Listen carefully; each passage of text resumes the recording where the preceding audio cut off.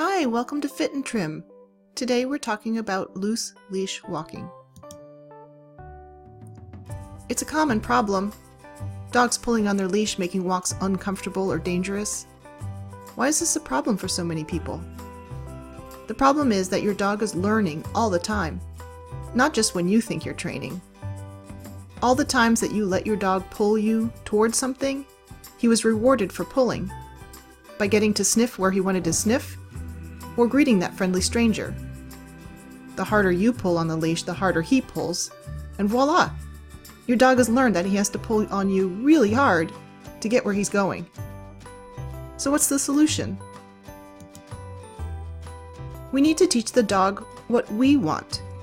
What we want is for the dog to learn that when he feels pressure on the collar, he should stop and move towards us. In other words, we want the dog to learn that the pressure is a signal telling him which direction to move in. Here's how to do it in 5 steps. Step 1. Start inside. Put tension on the leash and reward your dog for turning towards you. Step 2. Move outside to somewhere easy and practice again. Step 3. Start walking, changing directions if the dog gets ahead of you. Step 4. Reward your dog with a chance to sniff. And Step 5. Use circling to move towards something good.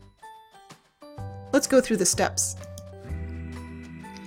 Step 1. Put a collar and leash on your dog inside the house. Walk to the end of the leash and apply pressure. When your dog yields to the pressure and turns towards you, say yes and reward him by your side. Wait for him to lose interest and turn away so you can walk to the end of the leash again and repeat. Here's a video.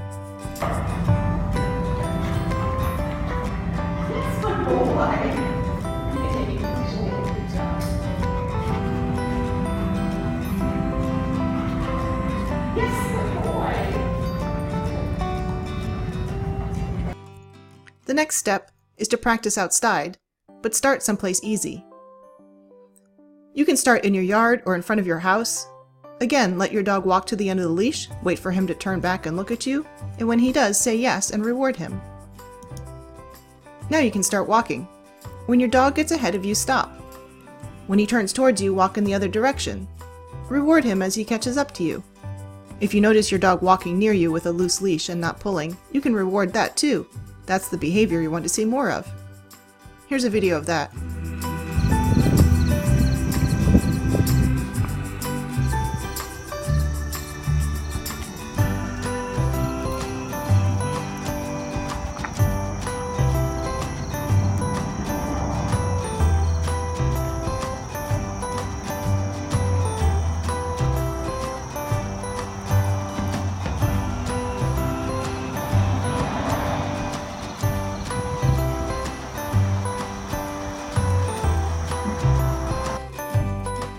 The reward doesn't always have to be food.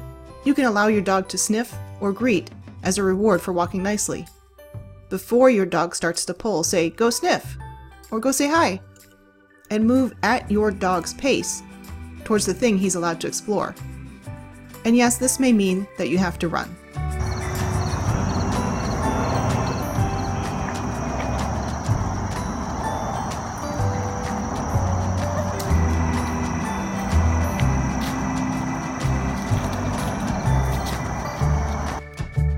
Here's a tip. If you need to move towards something that your dog wants and he can't get there without pulling, try circling. I'll show you a video. When your dog gets to the end of his leash, stop your forward motion and with firm sideways pressure pull him in a circle around you. Because your circle will be smaller than your dog's, you'll get around quicker and you can reward your dog as he comes up behind you. If he lunges forward again, repeat the circle, gradually moving closer to the thing your dog is interested in.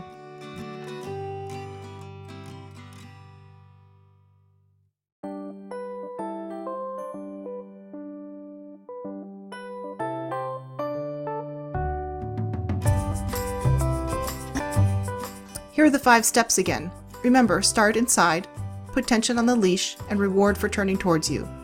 Then move outside to somewhere easy and practice again. Next, start walking, changing directions if the dog gets ahead of you. Remember that you can reward your dog with a chance to sniff or greet people or other dogs if it's safe. And if you're moving towards something, and your dog can't resist pulling, you can try circling. Here's some troubleshooting. What if your dog is so strong that he's going to pull you down? We recommend using a front clip harness. This may not teach him not to pull, but it will save your shoulder in the meantime. And nobody wants to be training all the time. If you want to just let your dog pull sometimes, then use different equipment so he learns the difference between when he's going to be allowed to pull and when he can't. You can use a front clip harness if you're training on a regular collar, or you can use a back clip harness to let him know it's okay to pull. If you want to practice in a group setting or could use some expert tips, sign up for a group practice led by one of our instructors. If you need more individual help or your dog is not suitable for group classes, half-hour private lessons are available too. Come check us out at www.fitandtrimdogs.com or find us on Facebook.